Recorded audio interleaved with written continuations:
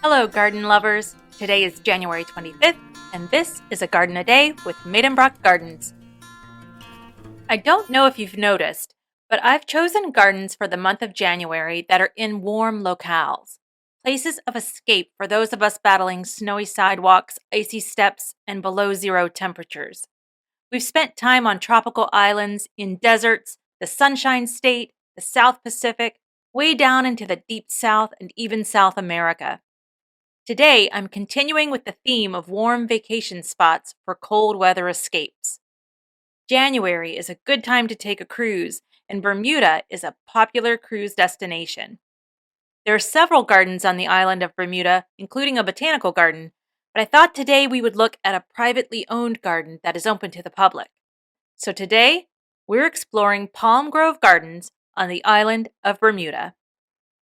Bermuda is a British overseas territory, though its closest land neighbor is North Carolina, here in the US of A, with only about 643 miles of ocean between them. The island has a tropical climate with warm winters and hot summers and is USDA Zone 11. Since I mentioned North Carolina, I should probably note for our listeners who are far afield, North Carolina is not at all tropical. Parts of North Carolina get downright cold, and the planting zone varies depending on which part of the state you live. The warmest part of North Carolina is on the coast, with some areas reaching Zone 9A, but most of the state hovers around Zone 8A, with the western part in the mountains being cold enough for 6A. So even though North Carolina and Bermuda are close to each other on a map, doesn't mean they're close to each other in climate. The ocean and the jet stream play a big role in making the climate of Bermuda. Palm Grove Gardens, today's garden, is privately owned by the Gibbons family, a prominent Bermudan family. Their family owns Gibbons Department Store, and the late Sir David Gibbons, previous owner of Palm Grove Gardens, served as Premier of Bermuda from 1977 to 1982. The house at Palm Grove Gardens is the Gibbons' private family home, and the garden is their garden.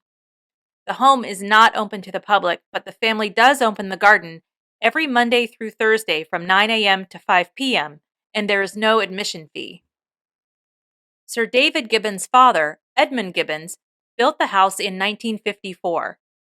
The island's cedar trees were devastated by blight from 1946 to 1954, and it was in 1954 that Edmund Gibbons had the cedar trees on his property milled and the house built out of that cedar. The blight destroyed 95% of the island's cedar trees.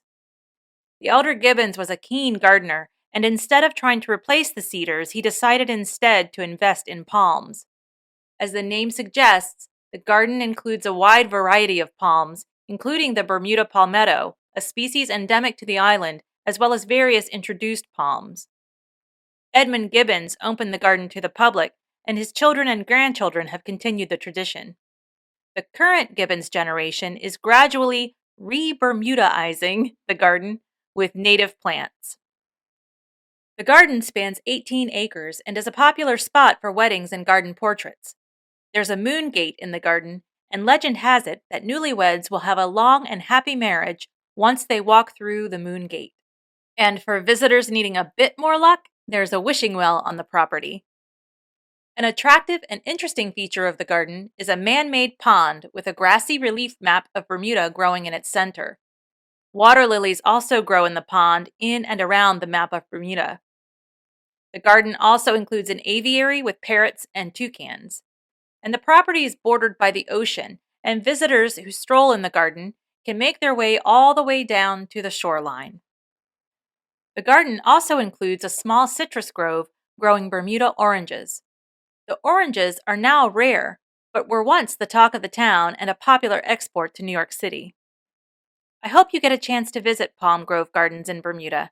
If you do, let me know how your trip went. I'd love to hear about your experience. Well, that's about it for today. I hope you enjoyed this episode. Join me tomorrow to see where we're going next.